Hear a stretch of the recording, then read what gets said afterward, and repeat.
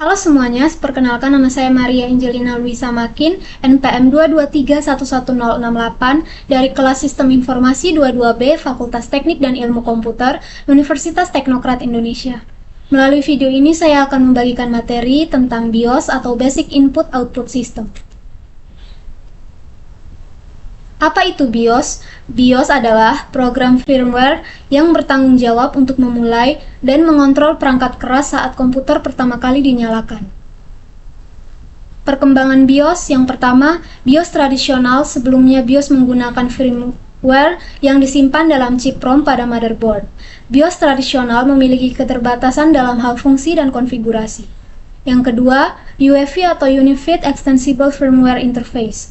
UEFI merupakan penerus BIOS tradisional yang menawarkan antarmuka yang lebih modern dan fleksibel. UEFI mendukung booting dari partisi GPT atau Guide Partition Table dan memiliki kemampuan lebih lanjut untuk mengatur dan mengelola perangkat keras. Selanjutnya kita masuk ke fungsi BIOS.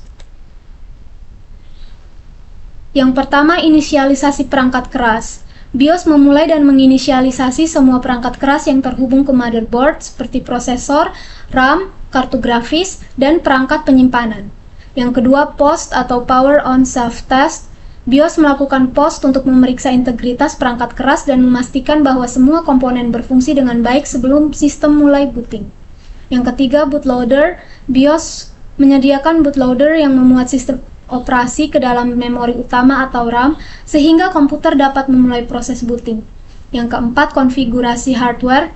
BIOS memungkinkan pengguna untuk mengatur konfigurasi perangkat keras seperti urutan boot, pengaturan jam sistem, dan pengaturan lainnya melalui antarmuka pengaturan BIOS atau BIOS 1.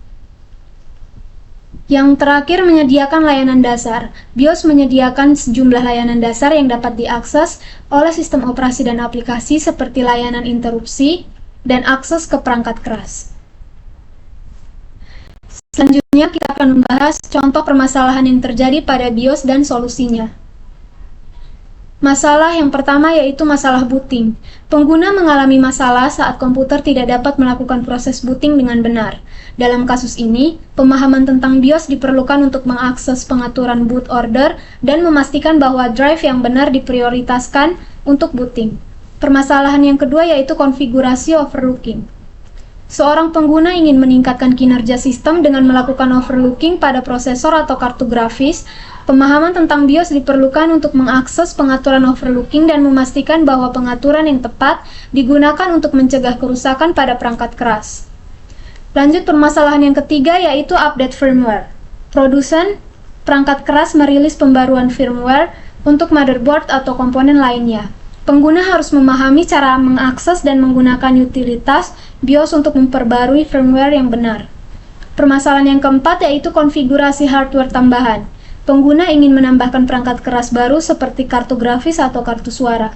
Pemahaman tentang BIOS diperlukan untuk mengkonfigurasi pengaturan yang sesuai, seperti menetapkan slot yang digunakan untuk mengaktifkan fitur seperti plug and play.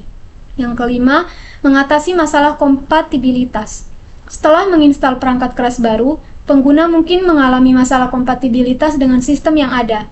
Melalui BIOS, pengguna dapat memeriksa dan mengubah pengaturan yang mungkin mempengaruhi kompatibilitas, seperti mode AHCI atau legacy IDE untuk perangkat penyimpanan. Sekian materi yang dapat saya sampaikan, kurang dan lebihnya saya mohon maaf. Akhir kata saya ucapkan terima kasih.